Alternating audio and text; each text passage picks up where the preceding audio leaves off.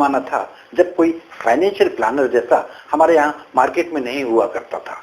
उस समय जो भी लोग अपनी फाइनेंशियल प्लानिंग करते थे वो खुद ही करते थे, और एट द मोस्ट अगर कोई फाइनेंशियल के बारे में कोई सलाह देता था तो या तो इंश्योरेंस एजेंट्स होते थे, या हो सकता है कोई बैंक का कर्मचारी होता था, या इस तरह के जो रिलेटिव्स हैं जिनको थोड़ा सा फाइनेंस के बारे में ज़्यादा जानकारी है, उन लोगों से सलाह ली जाती थी। पर धीरे धीरे समय बदलता गया है। आज के समय में मार्केट में बहुत सारे फाइनेंशियल एडवाइजर्स अवेलेबल हैं, ऑनलाइन फाइनेंशियल एडवाइजरी अवेलेबल है। तो धीरे धीरे लोगों का रुझान जो एक खुद के अपने फाइनेंस मैनेज करने का था, आज धीरे धीरे वो चेंज हो रहा है। हालांकि आज भी 90 to 95% लोग अपना फाइनेंस खुद ही मैनेज करते हैं, क्योंकि वो थोड़े डायलेमा में रहते हैं कि उनको फाइनेंशियल एडवाइजर हायर करना चाहिए या उनको अपना फाइनेंस खुद ही मैनेज करना चाहिए। और ये डायलेमा यंग इन्वेस्टर से लेके रिटायरीज तक में भी होता है, क्योंकि दोस्तों दोनों ही के अपने कुछ फायदे हैं तो कुछ नुकसान है। इसलिए अगर आपको निर्णय लेना है तो डेफिनेटली दोनों के प्लस और माइनस पॉइंट्स को थॉरोली स्टडी करना चाहिए, उसके बाद ही आप कोई निर्णय ले सकते हैं। तो आइए दोस्तों, आज हम डिस्कस करेंगे कि अगर आपको अपना फाइनेंस मैनेज करना है तो आपको स्वयं अगर करना चाहते हैं तो उसके क्या पॉजिटिव और नेगेटिव एस्पेक्ट्स हैं, और अगर आप एक फाइनेंशियल एडवाइजर से कराना चाहते हैं तो उसके क्या पॉजिटिव और नेगेटिव एस्पेक्ट्स हैं।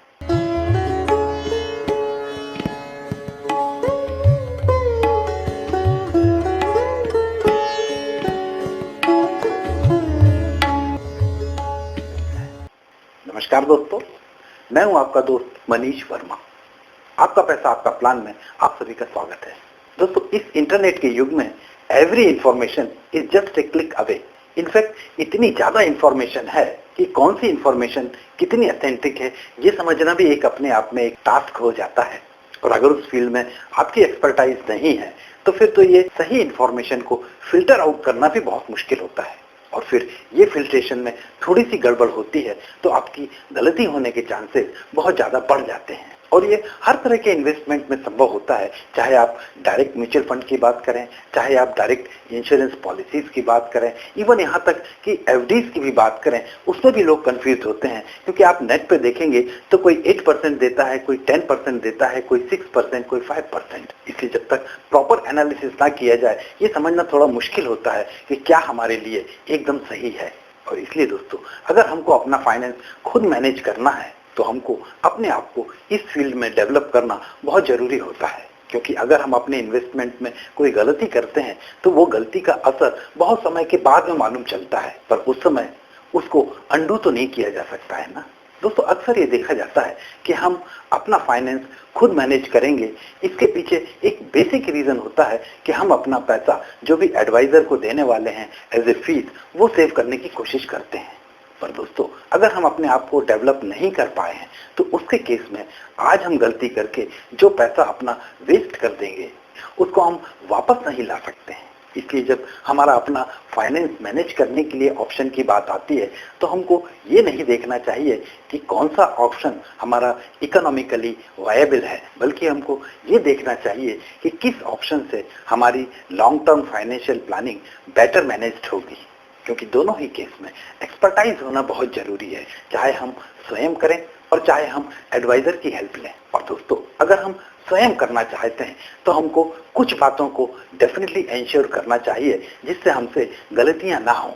उसमें सबसे पहला रिक्वायरमेंट आता है हमारा अपना नॉलेज का अपग्रेडेशन। क्योंकि दोस्तों, आजकल इंफॉर्मेशन तो भरी पड़ी है नेट के ऊपर में, पर इम्पॉर्टेंट ये है कि उसमें से कौन सी इंफॉर्मेशन हमारे लिए यूजफुल है, कौन सी इंफॉर्मेशन ऑथेंटिक है। वो इंफॉर्मेशन को फिल्टर आउट करके लाने के लिए भी तो एक्सपर्टाइज लगती है। इसलिए उसको समझने के लिए कम से कम इतना नॉलेज का अपग्रेडेशन जरूरी है। दूसरा पॉइंट होता है रेगुलर अपडेशन।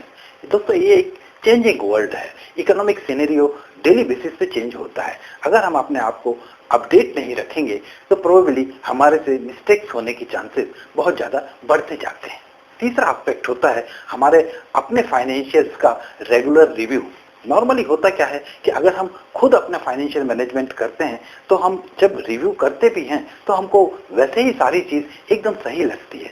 इसलिए इसमें हमको थोड़ा एक अलग तरह से स्टैंड लेना चाहिए जिसमें हम एक निष्पक्ष रूप में अपने फाइनेंशियल्स को रिव्यू कर सकें। और दोस्तों चौथा एस्पेक्ट होता है डिटेचिंग अवर इमोशंस, क्योंकि ये सच्चाई है। हमारे इन्वेस्टमेंट पे सबसे बड़ी मार जो पड़ती है वो हमारे इमोशंस के कारण पड़ती है। हालांकि इमोशंस को डिटेच करना बहुत मुश्किल होता है, पर दोस्तों under the influence of emotions हमारी सारी चीजें अफेक्टेड होती हैं। चाहे हम अपने इन्वेस्टमेंट्स की बात करें, चाहे हम अपने विड्रॉवल्स की बात करें, चाहे हम अपने एस्टिमेट्स की बात करें, इमोशंस के कारण ये सारी चीजें कहीं ना कहीं थोड़ा बहुत बायस्ड हो सकती हैं। इसलिए हमको अपने इमोशंस को डिटैच करना बहुत जरूरी होता है। और पांचवा जो एस्पेक्ट होता है वो बहुत इंपॉर्टेंट होता है। उसमें हमको अच्छा और एप्रोप्रिएट ये दोनों में डिफरेंशिएट करना आना चाहिए, क्योंकि अच्छा जो होता है वो स्मॉल लिव्ड होता है और एप्रोप्रिएट जो होता है वो लॉन्ग लास्टिंग होता है। कोई इन्वेस्टमेंट आज अच्छा है तो कल कोई दूसरा इन्वेस्टमेंट आएगा, उससे अच्छा आएगा, उसको वो रिप्लेस कर देगा। पर एप्रोप्रिएट एक ऐसी चीज होती है जो आज एप्रोप्रिएट है तो कल भी हो सकती है और परसों भी एप्रोप्रिएट ही रहेगी।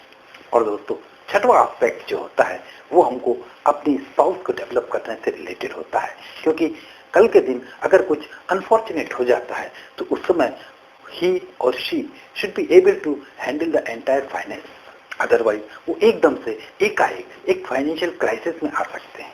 तो दोस्तों अगर आपको लगता है कि आप इन सारे एस्पेक्ट्स को इंश्योर नहीं कर पा रहे हैं, कहीं ना कहीं थोड़ा या ज्यादा उसमें गैप है, उस केस में एक फाइनेंशियल एडवाइजर को हायर करने में कोई हर्ज नहीं है। पर हाँ, ये जरूर होना चाहिए कि आप जो फाइनेंशियल एडवाइजर हायर करते हैं वो अच्छा होना चाहिए। अब अच्छा फाइनेंशियल एडवाइजर कैसे चुनना चाहिए इसके ऊपर में हम आने वाले डिस्कशंस में डिटेल में डिस्कस करेंगे, क्योंकि दोस्तों हम फाइनेंशियल एडवाइजर केवल वन टाइम पोर्टफोलियो प्रिपरेशन के लिए नहीं चुनते हैं, बल्कि वो हमारे साथ में लाइफ लॉन्ग रहने वाला है। वो हमारी फाइनेंशियल जर्नी में हमेशा हमारे साथ में खड़ा रहने वाला है। इसलिए इसको चुनने में हमको कोई जल्दबाजी नहीं करना चाहिए, बल्कि हमको सोच समझ के एक फाइनेंशियल एडवाइजर को हायर करना चाहिए, क्योंकि दोस्तों वो हमारे केवल फाइनेंशियल्स को ही मैनेज नहीं करने वाला है, बाकी फाइनेंशियल से रिलेटेड जो हमारे इमोशंस हैं उसको ही मैनेज करना है। इवन कल आपके ना रहने पर